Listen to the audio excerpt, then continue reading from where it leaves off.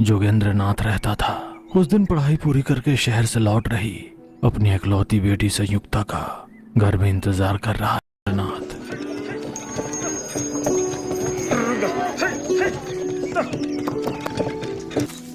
बेटी संयुक्ता के साथ एक लड़का भी गाड़ी से उतरा। अवाक होकर देखते हुए रह गया जोगेंद्र नाथ। पढ़ने के लिए शहर भेजा था तो शादी करके वापस आकर हमारी नाक कटवा दी। मेरे घर में कदम मत रखना, उसी के साथ चली जाओ। ये सब आश्चर्यजनक आंसू भरे आंखों से देख रहा जोगेंद्र नाथ पत्नी निर्मला को रुकने के लिए कहकर, तुम रुको निर्मला। बेटी संयुक्ता, आखिर ये लड़का कौन है और क्या हुआ? पिताजी, ये मेरे साथ शहर में पढ़ते हैं। इनका नाम धर्मतेज है। हम एक दूसरे से प्यार करते हैं, लेकिन इनके पिता ने किसी और से अचानक इनकी शादी तय कर दी। आपको बताने का समय नहीं था और कोई रास्ता भी नहीं था, इसलिए हम दोनों ने मंदिर में मालाएं बदल ली। जोगेंद्र नाथ अपनी बेटी को प्राणों से भी ज्यादा प्यार करते हैं। उसकी बात को कभी नहीं टालते, लेकिन उनका वंश के लोगों का पेशा ही शादियां करवाना है।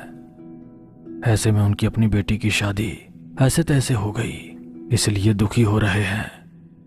शादी का मतलब होता है सगे संबंधी और रिश्तेदारों की उपस्थिति में वैदिक मंत्रों के बीच अग्नि को साक्षी मानकर पढ़ने सूत्र में बंधना बेटी। और तुम तो मेरी इकलौती बेटी हो, तुम्हारी शादी धूमधाम से करवाऊंगा। कराएंगे कराएंगे। पहले वो लड़का कौन है, क्या है? बड़े घर की लड़की समझकर मेरी बेटी को फंसाकर शादी करके इस संपत्ति को हड़पना चाहता है। जरा संभल के बोलिए, मुझे आपकी संपत्ति की आवश्यकता नहीं है। मैं धर्मगिरी का ग्राम प्रधान नागभूषण जी का इकलौता बेटा हूँ, करोड़पति हूँ। जब निर्मला और जोगेंद्र नाथ ने ये सुना तो उनका दिमाग चकरा गया। क्या आपका गांव धर्मगिरी है? क्या तुम नागभूषण के पुत्र हो?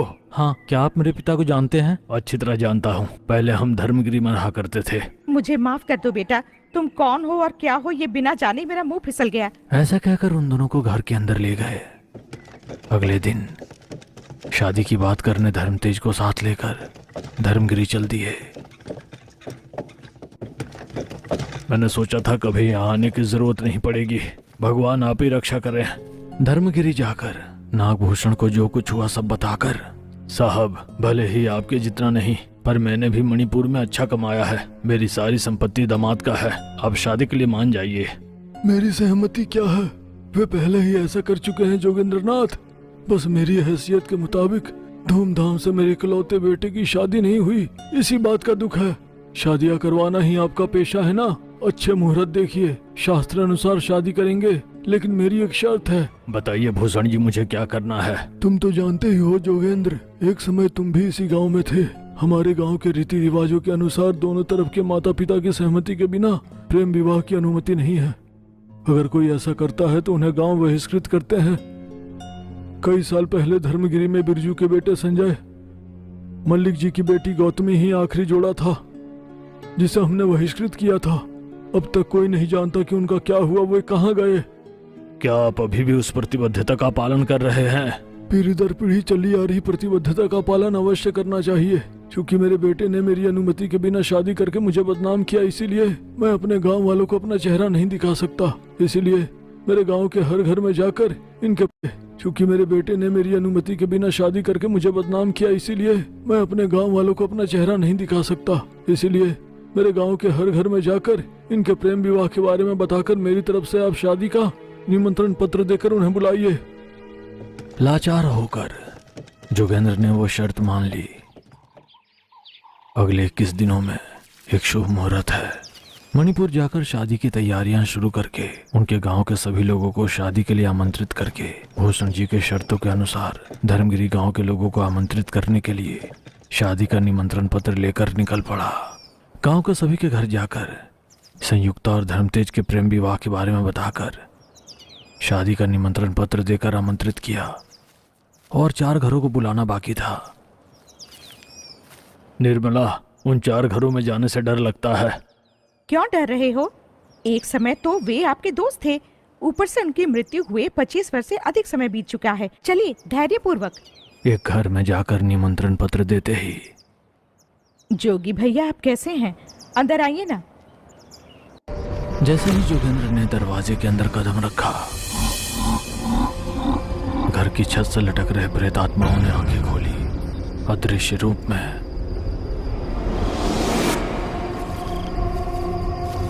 वो प्रेतात्मा जोगेंद्र के पीछे आ रही है।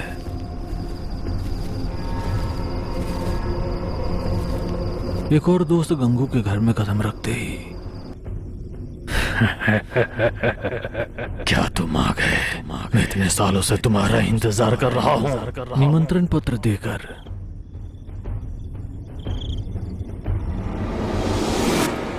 दोनों गली में चलते हुए जा रहे हैं। पीछे दो प्रेतात्माएं उड़कर आ रहे हैं। तीसरा घर सोमू का था। उस घर में जाते ही पिछवाड़े में पेड़ पर लटकते हुए सोमू की प्रेतात्मा आओ आओ, तुम्हें अपने साथ ले जाकर मार कर खाएंगे जोगी।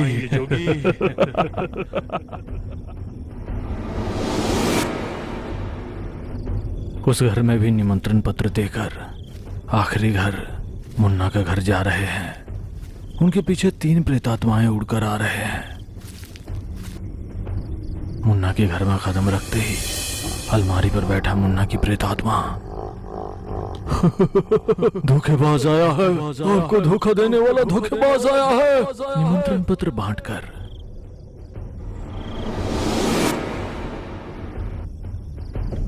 अपने गांव वापस आते समय सीमा पार करते ही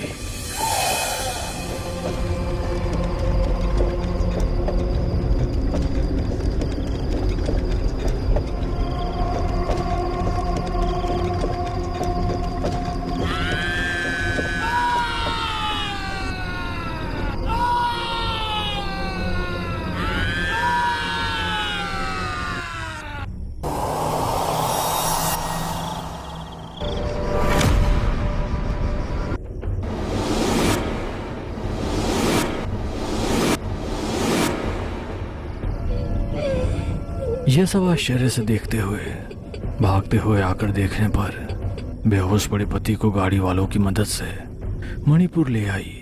कितने ही वैद्य को दिखाने पर भी जोगेंद्र नाथ ने अपनी आंखें नहीं खोली। पिता को क्या हुआ ये समझ नहीं पा रही। चिंतित संयुक्ता के पास शादी के कामों के लिए मणिपुर आए धर्मतेज को सब कुछ बताया। ये कोई बीमारी या बुखार नहीं है बेटा, ये किसी भूत प्रेत का काम है।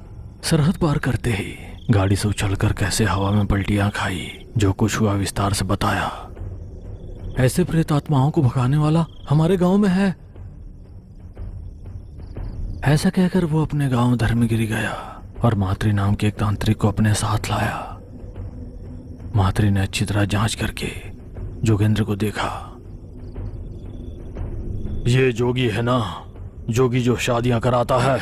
नहीं, मेरे पिता का नाम जोगेंद्र नाथ है। आप किसको देखकर कौन समझ रहे हैं? मैं अच्छी तरह जानता हूँ, मैं और इनके पिता मित्र थे।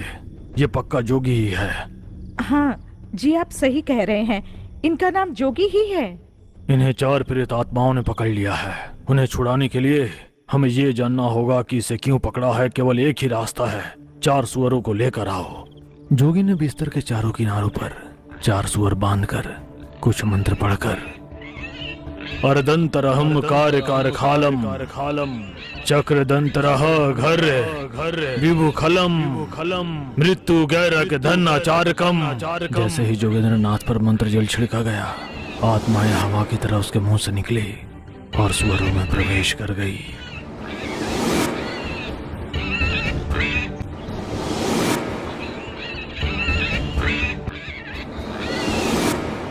वे 4 सुअर 4 भूतों की आत्माओं को केवल 1 घंटा तक झेल सकते हैं। इस बीच हमें क्या हुआ है ये जानना होगा। इतने में जोगी ने धीरे से अपनी आंखें खोली। वो पूरी कहानी बताने लगा। मैं हमारी जातीय पेशा विवाह करवाने का काम करता था। समय मिलने पर मेरे चारों दोस्त रंगा, गंगू, सोमू और मुन्ना के साथ आवारागर्दी करते हुए जुआ खेलते और शराब पीते रहते थे। सब सुनो, बिरजू का बेटा संजय और मल्लिक की बेटी गौतमी दोनों बड़ों की अनुमति के बिना शादी करने की वजह से उन्हें गांव से बहिष्कृत किया गया है। अहो, उनसे बात करने या उनकी मदद करने वालों को दंडित किया जाएगा। अहो। अरे जोगी, एक और प्रेमी जोड़ा हमारे गांव से बहिष्कृत कर दिया गया। हमें उनसे क्या लेना देना? रात के लिए सब तैयार है ना? कभी कभी पैसे के लिए हम पांचों नकाब पहनकर जंगल के रास्ते गुजरने वाले राहगीरों को पीटकर उनसे पैसे और गहने लूट लेते थे। इसी तरह एक बार चोरी करके आते समय हमने कुछ मंत्रों को सुनकर उस ओर जाकर देखने पर हमने मातृ को शूद्र पूजा करते देखा। अरदनत्रहम कार्य कर खलम चक्र दहंतरा घ्रय विभु खलम मृत्यु गैरक घन अराचकम। चलो चलते हैं, ये तांत्रिक मातृ है, लगता है शूद्र पूजा कर रहा है। ऐसा सोचकर हम चले गए। अगले दिन वैसे भी वो तांत्रिक मातृ मेरे पिता का मित्र है, इसलिए साहस करके सुबह होते ही अकेले उसके पास जाकर सब कुछ बताया जो हमने रात को देखा। मातृ चाचा, सीधे सीधे मुझे अपने गले का सोना दे दो, नहीं तो आपकी शूद्र पूजाओं और शव पूजाओं के बारे में गांव को बता दूंगा। मूर्ख, मेरे पास जो सोना है किसी काम का नहीं। मैं मृत्यु देवता की घाटी का रास्ता ढूंढने के लिए प्रेत आत्माओं को वश में कर रहा हूँ। उस जगह पर जाने पर स्वर्ण निधि मिलेगा। सचमुच सचमुच। वैसे भी ये सब मेरे अकेले से नहीं हो सकता। आज अंतिम शव पूजा है, उसके पूरे होते ही मुझे मृत्यु देवता की घाटी में खजाने का रास्ता और रहस्य पता लगेगा। मैं मातृ के साथ गया था, मैंने भी शमशान में शव पूजा में मदद की। अरदनत्रहम कार्य कर खलम चक्र दहंतरा घ्रय विभु खलम मृत्यु गैरक घन अराचकम। लाश ने कुछ बताया।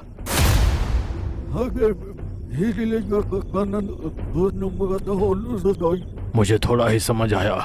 अगले दिन उस मृत्यु घाटी में सोना पाने के लिए एक जोड़े की शादी वेद मंत्रों के साथ करवाना होगा, लेकिन उस तरह प्राप्त खजाना 30 साल के लिए शापित हो जाएगा। तब तक हम उस सोने को नहीं छूना चाहिए, छूने वाला मर जाएगा। ऐसे कहकर उसने मृत्यु देवता की घाटी का रास्ता विस्तार से बताया। 2 दिनों तक काफी सोच विचार करके और कितने दिन छोटी मोटी रकम के लिए शादियां करवाता रहूंगा। छोटी मोटी चोरियां करने से कोई फायदा नहीं। उस मृत्यु की देवता की घाटी में जाकर सोने को हासिल करूंगा। ऐसा सोचकर ग्राम बहिष्कृत जोड़ा संजय और गौतमी का पता लगाकर अकेले ही वे जिस द्वीप में रहते हैं वहां जाकर प्यार करना गलत नहीं है रे संजय, लेकिन बड़ों की सहमति के बिना शादी करना गलत है। उसमें भी तुम्हारे पिता बिरजू गौतमी के घर का नौकर है। फिर ऐसे में तुम्हें दामाद के रूप में गौतमी के माता पिता इस जन्म में तो स्वीकार नहीं करेंगे, लेकिन वे स्वयं स्वीकार कर ले, इसके लिए एक तरीका है।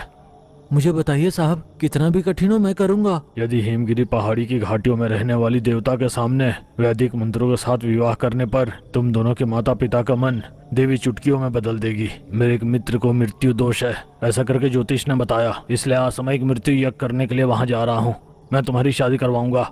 इतनी लंबी यात्रा के लिए हमारे पास पैसे नहीं है साहब, लेकिन तुम संदेह मत करो संजय, मेरे गहने हैं ना, उन्हें दे देंगे।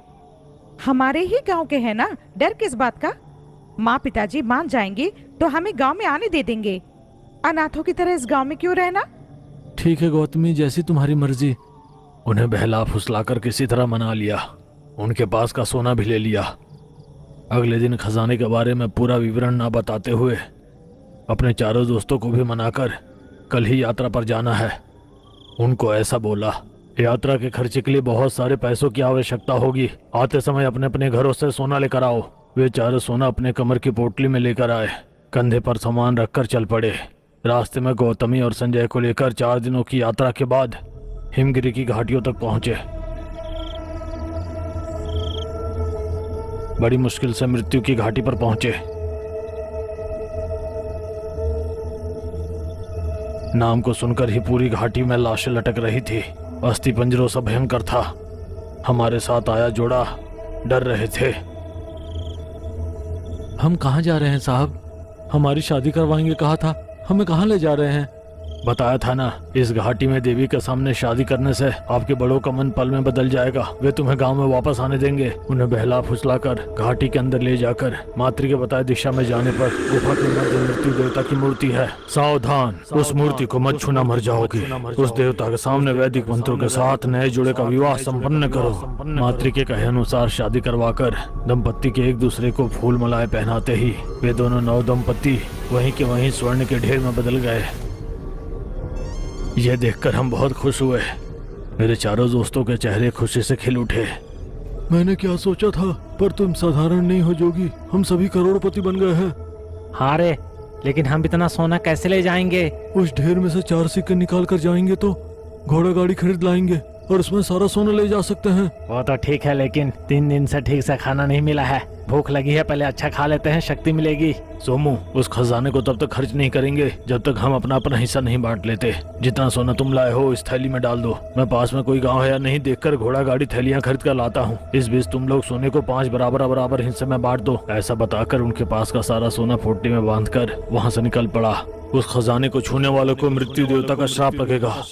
30 वर्षों के बाद वो खजाना श्राप मुक्त हो जाएगा। सावधान जोगी, किसी भी हालत में उस खजाने को मत छूना, अगर छुआ तो मर जाओगे। मैं उस सोने की पोटली के साथ धर्मगिरी पहुंच गया। बिना किसी को शक हुए मैं मणिपुर में स्थानांतरित हो गया। इस बीच वे सुअर प्रेत आत्माओं को सहन नहीं कर सकी और मर गई। उनमें से एक आत्मा काला धुआं बनकर फिर से जोगी के मुंह में प्रवेश कर गई।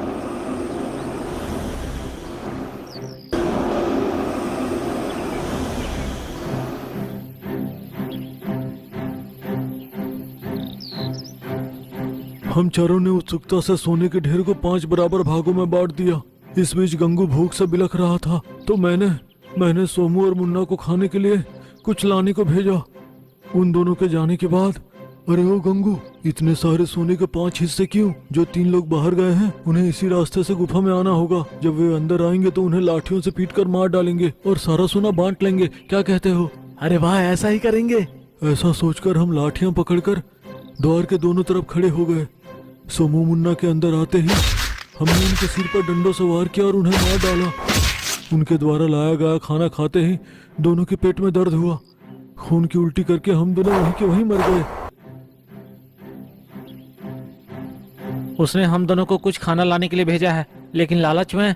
अरे सोमू, 5 हिस्से नहीं, तुम हाँ कहोगे तो 2 हिस्से, सिर्फ तुम्हारे और मेरे लिए। ठीक है, बताओ क्या करेंगे? खाने में जहर मिला देंगे। इस प्रकार हमारा जहर मिलाया हुआ खाना खाकर रंगा और गंगू मर गए। उन्होंने लाठियों से सिर फोड़कर हमें मार डाला। इसने कहा था कि मैं खजाना हासिल करूंगा, तो तुम्हें बताऊंगा चाचा। 30 साल बाद सोने ले आकर दोनों आधा आधा बांट लेंगे, लेकिन बिना बताए गांव छोड़कर भाग गया साला। मेरे लिए उसका पता लगाना बाएं हाथ का खेल है। वैसे भी 30 साल बाद सोना लेने जाएगा, तब उसे पकड़ूंगा सोचकर इतने दिन से मैं रुका। खजाने के बारे में बाद में सोचेंगे, पहले मेरे ससुर को बचाइए। मैं किसी साधारण भूत से छुटकारा दिला सकता हूँ, लेकिन शक्तिशाली आत्माओं से छुटकारा दिलवा पाना मेरे बस की बात नहीं। ये सब चुपके से सुन रहा बिरजू अंदर जाकर, मेरे बेटे संजय को गांव से बहिष्कृत करने के बाद मैंने जोगी को बगल गांव वाले से बात करते देखा। फिर 25 साल बाद हमारे घर शादी का कार्ड देने आया। शादियां करवाने वाला एक गरीब आदमी अमीर कैसे बन गया? अपने बेटे का पता मिलेगा सोचकर उसी दिन से मैं इसका पीछा कर रहा हूँ, लेकिन खजाने के लिए इसने मेरे बेटे को मार डाला। जो ऐसे व्यक्ति को भूतों से बचाने की कोशिश कर रहे हैं, आप सभी हत्यारे हैं, पापी हैं। बिरजू की बातें सुनकर संयुक्ता की अक्ल ठिकाने आ गई। मेरे पिता को उसे घाटी में छोड़ दो। धर्मा, मुझे खुद को ऐसे आदमी की बेटी कहने में शर्म आती है। मुझे उस घाटी का रास्ता बताइए मात्री। बताना क्यों, दिखाऊंगा, चलो। वैसे भी और 5 वर्षों में उस सोने का अभिशाप दूर हो जाएगा। वास्तव में कितना सोना है देख भी लूंगा, चलो। इतना कहकर प्रेत आत्माओं द्वारा पीड़ित जोगी को रस्सियों से बांधकर घोड़ा गाड़ी लेकर मात्री द्वारा दिखाए गए रास्ते पर यात्रा करते हुए वे हिमगिरी घाटी पहुंचे। मृत्यु के देवता की गुफा में भूतों से ग्रस्त जोगी को लाते ही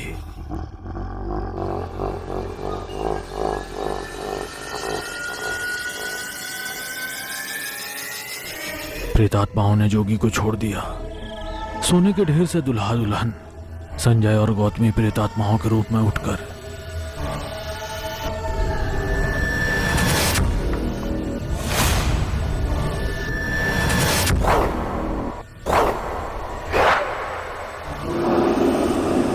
जोगी के साथ मात्री को भी मार डाला।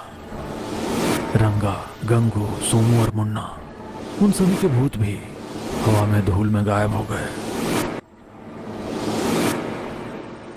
धर्म तेज मौत की देवता की घाटी से अकेले लौट आया। संयुक्ता ने अपने पिता द्वारा अर्जित सारी संपत्ति बेच दी।